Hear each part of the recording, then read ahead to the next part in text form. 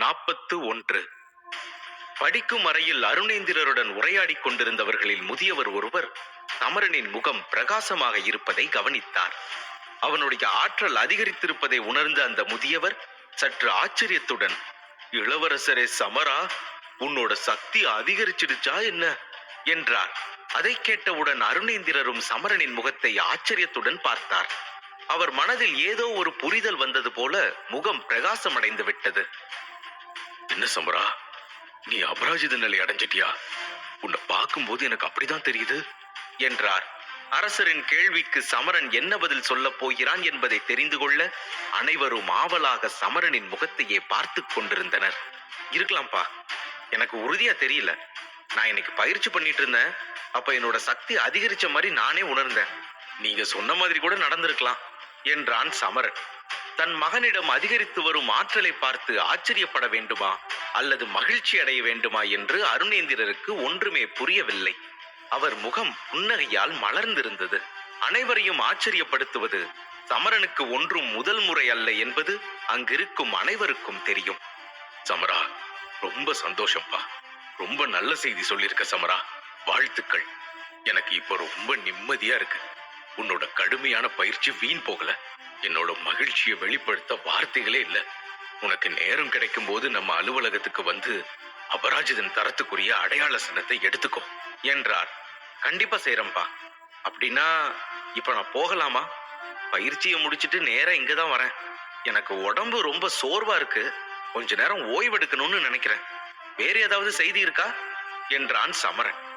இல்ல சமரா, உனக்கு சோர்வா இருந்தா நீ போய் ஓய்விடு என்று சொல்ல சமரன் அங்கிருந்த அனைவரையும் வணங்கி விடைபெற்றுக் கொண்டான். அங்கிருந்த அனைவரும் அவனை பொறாமையோடு பார்த்து கொண்டிருந்தார்கள். சமரனைப் போல தங்கள் வீட்டு பிள்ளைகள் வேகமாக முன்னேறி அபராஜித நிலையை அடைய முடியாததை நினைத்து வருந்தினார்கள். அவர்களது வாடிய முகத்தை பார்த்ததும் சமரனது முகத்தில் புன்னகை தோன்றியது. புன்னகையோடு அங்கிருந்து வெளியேறினான். அவன் சென்ற பிறகு அருணேந்திரர் மீண்டும் ஆலோசனையை தொடர்ந்தார். நமக்கு மருந்து கிடைச்சிருக்கிற விஷயம் இப்போதைக்கு யாருக்கும் தெரியக்கூடாது. கடுகளவு கூட விஷயம் வெளியே கசியாம பாத்துக்கணும். கொஞ்ச நாளைக்கு நம்ம எதை பத்தியும் யாருக்கிட்டையும் பேசக்கூடாது. நம்ம வம்சத்தை சேர்ந்தவங்க எல்லார்கிட்டையும் கடுமையா சொல்லிடுங்க. அதையும் மீறி யாராவது யார்கிட்டையாவது வெளியே சொன்னாங்கன்னா அவங்க மேல ரொம்ப ரொம்ப கடுமையான நடவடிக்கை எடுக்கப்படும்னு சொல்லுங்க என்றார் அருணேந்திரர். அப்படியே செய்யறோம் அருணேந்திரா. இங்கிருந்து விஷயம் வெளியே போகாது. சரியான நேரத்துக்காக நாம அமைதியா காத்திருக்கணும். அப்பதான் நம்ம தோத்து போயிட்டு தான் நினைச்சு எலி தன்னால வந்து பொறியில மாட்டோம். அப்போ நாம என்ன செய்யணும்னு சொல்றேன் என்றார் அருணேந்திரர். தாரகிய வம்சத்தினர் அமைதியாக இருப்பதை பார்த்த கடக வம்சத்தினரின் ஆர்ப்பாட்டம் நாளுக்கு நாள் அதிகரித்துக் கொண்டே இருந்தது. அவர்கள் தாரகிய வம்சத்தின் சந்தைகளை அடியோடு காலி செய்ய விரும்பினர். எனவே அவர்கள் தங்கள் மருந்தின் விலையை மலிவாக கொடுத்தனர். மலிவு விலை என்பதால் அனைத்து மக்களும் கடக வம்சத்தினரின் சந்தைகளுக்கு வரத் தொடங்கினர். ஆனால் தாரகிய வம்சத்தினர் அவர்களுக்கு எதிராக எந்த நடவடிக்கையும் எடுக்கவில்லை. அவர்களின் அமைதியை கண்டு தாரகிய வம்சத்தை சேர்ந்த சில குழுக்கள் விரக்தி அடைந்து தங்களை காப்பாற்றிக் கொள்வதற்காக தாரகிய வம்சத்தை விட்டு பிரிந்து செல்லக்கூட தயாராக இருந்தார்கள். 2 நாட்கள் இப்படியே கழிந்தது. அடுத்த நாள் வழக்கம் போல பிரகாசமாக விடிந்தது. சூரியன் வானத்திலே புன்னகையோடு பிரகாசித்தது. கடந்த சில நாட்களைப் போல இப்போதும் கூட கடக வம்சத்தினரின் சந்தைகள் கூட்டமாக இருந்தன. சந்தை தெருக்களில் மக்கள் கூட்டம் எறும்பு போல சாறை சாறையாக சென்று கொண்டிருந்தது. அங்கே பல கடைகள் இருந்தன. சில சிறிய கடைகளும் பல பெரிய பெரிய கடைகளும் இருந்தன. அதில் வசந்த வாசல் எனும் ஒரு கடை இருந்தது. அந்த சந்தையிலேயே மிகப்பெரிய கடை அதுதான். அந்த கடைக்கு முன்னால் இருந்த கூட்டம் மற்ற கடைகளை விட மிகவும் அதிகமாக இருந்தது. அனைத்து பக்கங்களில் இருந்தும் மக்களின் குரல்கள் ஒலித்துக் கொண்டே இருந்தது. சிலர் ஒருவருக்கொருவர் விவாதம் செய்து கொண்டிருந்தார்கள். சிலர் மற்றவர்களை நெரிசலின் காரணமாக திட்டிக் கொண்டிருந்தார்கள். மருந்து பெட்டிகளால் மோதல் சிலருக்கிடையே ஏற்பட்டது. மருந்தின் விலை சில கடைகளில் உயர்ந்தும் சில கடைகளில் குறைந்தும் இருந்தது. மேகங்களை கிழிக்கும் அளவுக்கு மக்களின் குரல்கள் பலமாக ஒலித்துக் கொண்டிருந்தது. வசந்தவாசல் என்ற அந்த கடையின் உள்ளே ஒரு வணிகர் மருந்து விற்றுக் கொண்டிருந்தார். கடைக்கு வெளியே மருந்தை பற்றி வாதாடி கொண்டிருந்த மக்களை பார்த்து தனக்குள் சிரித்துக் கொண்டே வேலையை பார்த்து கொண்டிருந்தார். மற்ற கடைகளை விட தன் கடையில் கூட்டம் அதிகமாக இருப்பதை எண்ணி பெருமிதம் கொண்டிருந்தார். இந்த கடைதான் கடக வம்சத்தினரின் சந்தையிலேயே மிகப்பெரிய கடையாக இருந்தது. சந்தை கடைகளுக்கு பின்னால் ஒரு பெரிய மண்டபத்தின் 2வது மாடியில் நின்று ஒரு நபர் சந்தையை பார்த்து கொண்டிருந்தான். அவன்தான் ஆதவன், கடக வம்சத்து சந்தையின் பராமரிப்பாளர். சந்தையை வேடிக்கை பார்த்து கொண்டிருந்த போது ஆதவனின் கொழுத்த முகத்தில் புன்னகை மலர்ந்திருந்தது. காற்றில் அலைந்த முடியை கைகளால் சரி செய்து கொண்டே வேடிக்கை பார்த்து கொண்டிருந்தான். மிக மிக குறுகிய காலத்திலேயே கடக வம்சத்தினர் எதிர்பார்த்ததை விட மாத்திரைகள் வெகு விரைவாக அனைத்து கடைகளிலும் விற்று கொண்டிருந்ததே அவனுடைய மிகுந்த மகிழ்ச்சிக்கு காரணம். ஆனால் இதுவே மெல்ல மெல்ல கடக வம்சத்தினரின் பேராசையையும் அதிகரித்தது. இதன் காரணமாக அவர்கள் சுருள் மாத்திரை பெட்டிகளின் விலையை உயர்த்தினார்கள். அதுவரை 100 தங்க நாணயங்களுக்கு விற்கப்பட்டு கொண்டிருந்த மருந்து பெட்டியை 300 தங்க நாணயங்களுக்கு விற்கத் தொடங்கினார்கள். இந்த விலைவாசி உயர்வை கேட்டு முதலில் போர் வீரர்கள் மிகவும் கோபமடைந்தனர். 100 தங்க நாணயங்களுக்கு தானே நேத்து வரைக்கும் வித்துட்டு இருந்தீங்க, இப்போ எதுக்கு திடீர்னு இந்த அளவுக்கு விலையை ஏத்திருக்கீங்க?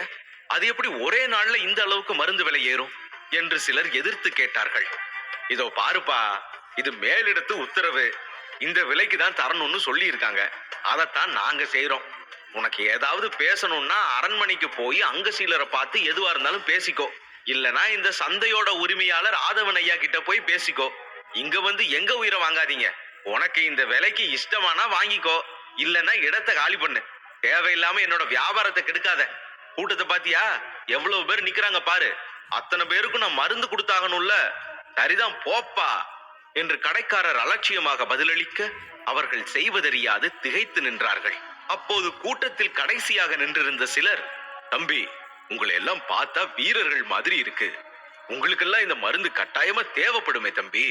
இவ்வளவு விலை மலிவா வேற எங்க மருந்து கிடைக்கும்னு சொல்லு பார்க்கலாம். பேசாம அவங்க சொல்ற விலைக்கு வாங்கிட்டு போவியா? அதை விட்டுட்டு எதிர்த்து பேசிட்டு இருக்கிய, அதனால யாருக்குப்பா நஷ்டம்? உழைக்க தெரியாத புள்ளையா இருக்கிய. சரி சரி போகட்டும், நீ எதையே நினைச்சு மனசை குழப்பிக்காம மருந்த வாங்கிட்டு போ என்று அக்கறையோடு கூறினார். அவர் சொல்வதும் சரியாகத்தான் தோன்றியது.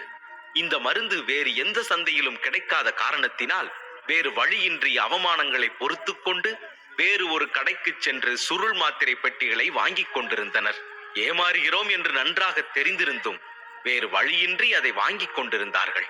குறிப்பாக போர் வீரர்களுக்கு இது போன்ற மருந்து அவசியம் என்ற சூழல் இருந்ததால் அவர்கள் அதை வாங்க வேண்டிய கட்டாயத்தில் இருந்தனர். இவற்றையெல்லாம் 2வது மாடியில் நின்று கொண்டே ஆதவன் புன்னகையுடன் ரசித்துக் கொண்டிருந்தான். அவன் ஒரு பாடலை முணுமுணுத்துக் கொண்டே அனைத்தையும் பார்த்து கொண்டிருந்தான். அவன் முகத்தில் அடக்க முடியாத ஆனந்தம் பிரகாசித்தது. சூரிய ஒளி அவனது கண்களை கூசச் செய்தது. அவன் தனது கைகளை உயர்த்தி சூரியனின் கதிர்களிலிருந்து கண்களை பாதுகாக்க முயன்றான். நெற்றியில் வழியும் வியர்வையை கையால் துடைத்துக் கொண்டே, இன்னைக்கு வெயில் ரொம்ப அதிகமா இருக்கே, கடந்த முறை நடந்த கூட்டம் ரொம்ப நல்லா இருந்துச்சு, மறுபடியும் அதே மாதிரி ஒரு கூட்டம் போட்டா நல்லா தான் இருக்கும் என்று சொல்லிக்கொண்டே பழைய விஷயங்களை பற்றி யோசித்துக் கொண்டிருந்தான். அப்போது திடீரென அவனது கண்கள் சந்தையின் பிரதான கதவின் மீது விழுந்தது. அங்கே ஒரு சிறிய கலவரம் நடந்து கொண்டிருந்ததை கவனித்தான். அதை பார்த்த ஆதவன் கோபமாக, இவங்க மறுபடியும் சண்டை போட ஆரம்பிச்சிட்டாங்களா? எத்தனை தடவை சொன்னாலும் இவங்களுக்கெல்லாம் புத்தியே வராது. சண்டை போடும் போது இங்க பல பொருட்கள் உடைஞ்சு போகுது, உடைஞ்ச பொருளுக்கெல்லாம் யாரு காசு கொடுப்பாங்க? எத்தனை முறைதான் சொல்றது என்று கத்திக்கொண்டே சில காவலர்களை செய்கை செய்து சண்டையை நிறுத்தும்படி உத்தரவிட்டான். அப்போது கீழே இருந்து ஒரு ஆணின் குரல் பலமாக கேட்டது. எல்லாரும் கேளுங்க, நல்லா கேளுங்க, தாரகிய வம்சமும் அவங்க சந்தையில மறுபடியும் மருந்துகளை விற்க ஆரம்பிச்சிட்டாங்க, குறைந்த விலைக்கு விற்க ஆரம்பிச்சிட்டாங்க என்று கத்தி கூச்சலிட்டான். இந்த குரலை கேட்டவுடன் ஆதவனின் நெற்றியில் ஒரு சுருக்கம் தோன்றியது. பிறகு தன்னைத்தானே நிதானித்துக் கொண்டு, நான் இதுக்கு அனாவசியமா பயப்படுறேன், இதுல பயப்பட ஒண்ணுமே இல்ல. தாரகிய வம்சத்துக்கு பீதி ஆயிடுச்சு போல இருக்கு, அதனாலதான் இப்படி எல்லாம் பண்ணிட்டு இருக்காங்க. எங்களை பத்தி சரியா தெரியாம அவங்க நெருப்போட விளையாடிட்டு இருக்காங்க. மருந்து வித்தா மட்டும் மக்கள் அங்க போயிட போறாங்களா என்ன? கடையெல்லாம் காலியாதான் கிடக்க போகுது என்று நினைத்துக் கொண்டே மீண்டும் வேடிக்கை பார்ப்பதை தொடர்ந்தான். ஆனால் அதுவரை பரபரப்பாக ஏங்கிக் கொண்டிருந்த அந்த சந்தை அந்த நபரின் குரலை கேட்டு ஒரு கணம் அப்படியே ஸ்தம்பித்து நின்றது. அமைதியாக நின்றிருந்த அனைவரும் ஒருவரை ஒருவர் பார்த்து கொள்ள தொடங்கினார்கள். கடையின் முன்வரிசையில் நின்று கொண்டிருந்த ஒருவர், நல்ல நகைச்சுவை, இதோ பாரு தம்பி, உன்னோட தந்திரம் எனக்கு நல்லா புரியுது. தாரகிய வம்சத்துல மருந்து விற்கிறாங்கன்னு சொன்னா நீங்க சொல்றதை கேட்டுட்டு நாங்க இங்கிருந்து போயிடுவோம். கூட்டத்தை கலைச்சிட்டு சுலபமா மருந்து வாங்கிக்கலாம் தானே இப்படி எல்லாம் பண்றீங்க. என்னை யாராலையும் ஏமாத்த முடியாது என்று கூறினார். அவரது வார்த்தைகளை தொடர்ந்து மற்ற நபர்களும் வழக்கம் போல இயங்கத் தொடங்கினார்கள். சந்தை மீண்டும் சத்தத்தால் நிரம்பியது. ஆனால் வரிசையில் கடைசியாக நின்றிருந்த சிலர் பொறுமையை இழந்து கொண்டிருந்ததால் தாரகிய வம்சத்து சந்தைக்கு ஒரு முறை சென்று பார்த்தால்தான் என்ன என்று நினைத்துக் கொண்டு அங்கிருந்து கலைந்து சென்றார்கள். இரண்டாவது மாடியில் நின்றிருந்த ஆதவன் கூட்டத்திலிருந்து சில ஆட்கள் குறைவதை உணரவில்லை. சந்தையில் கூட்டம் வெகு அதிகமாக இருந்ததால் ஒரு சிலர் அங்கிருந்து நழுவி தாரகிய வம்சத்து சந்தைகளுக்கு செல்கிறார்களா இல்லையா என்பதை அவனால் யூகிக்க முடியவில்லை. அவன் முகத்தில் பேய்த்தனமான புன்னகை. தாரகிய வம்சத்து சந்தையில மருந்து விற்கிறதா சொன்னா மட்டும் என்ன மாறிட போகுது? யாரு வேணா என்ன வேணா சொல்லலாம், ஆனா சொல்றபடி செய்யணுமே. அவங்க என்ன மருந்து அப்படி வித்து இழப்ப சரி கட்ட போறாங்கன்னு நானும் பார்க்க தானே போறேன். எப்படியும் இன்னும் கொஞ்ச நாள் தான். அதுக்கப்புறம் தாரகிய வம்சம் இருந்த இடம் தெரியாம அழிஞ்சு போயிடும். அதுக்கப்புறம் இந்த பாஞ்சால நகரத்துல ஒரே ஒரு சக்தி வாய்ந்த வம்சம் மட்டும்தான் இருக்கும். அது நம்ம கடக வம்சம்தான். அதுதான் அதுக்கப்புறம் எல்லாரையும் ஆட்சி பண்ண போகுது என்று பெருமிதத்தோடு சொல்லிக் கொண்டான்.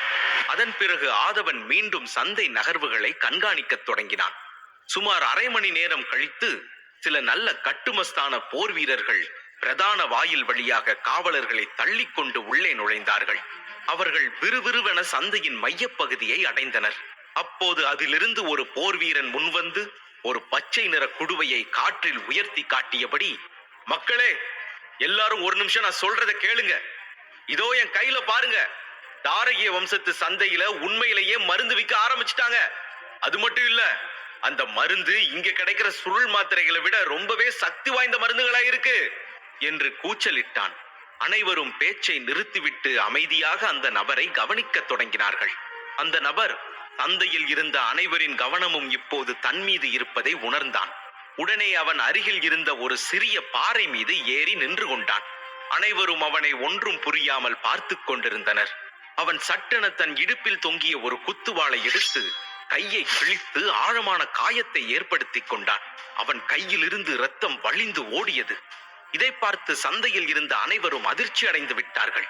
அனைவரும் பதட்டத்தோடு அவனை பார்த்து கொண்டிருந்தார்கள். அவன் என்ன செய்ய முயல்கிறான் என்று அவர்களுக்கு புரியவில்லை.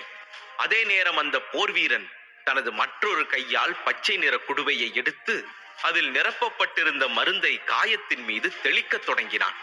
கையில் மருந்து பரவியதும் அவன் கையில் இருந்த ஆழமான காயம் மெல்ல மெல்ல ஆறத் தொடங்கியது. கண்ணிமைக்கும் நேரத்தில் அவனது காயங்கள் சட்டென ஆறிவிட்டன மற்றும் அவனது கையில் வடிந்து கொண்டிருந்த இரத்தமும் உடனடியாக காய்ந்து விட்டது.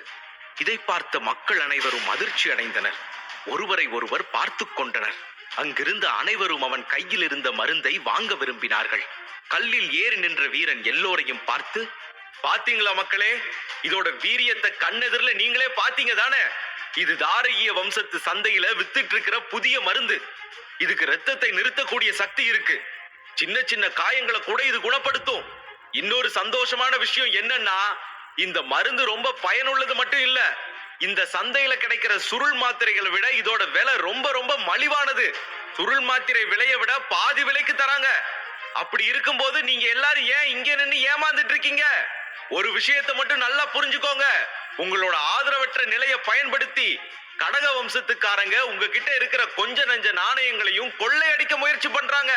நீங்க இன்னும் இங்கேயே இருந்தீங்கன்னா நிச்சயம் ஏமாந்துதான் போவீங்க என்று சொல்லிவிட்டு அந்த வீரன் தனது நண்பர்களோடு வேகமாக புறப்பட்டு சென்றான். அவனுடன் வந்த சக வீரர்களும் அவனோடு சேர்ந்து சந்தையை விட்டு வெளியேறினார்கள். அவர்கள் சென்றவுடன் சந்தையில் அமைதி நிலவியது. கூட்டத்தில் சில போர் வீரர்களும் இருந்தனர்.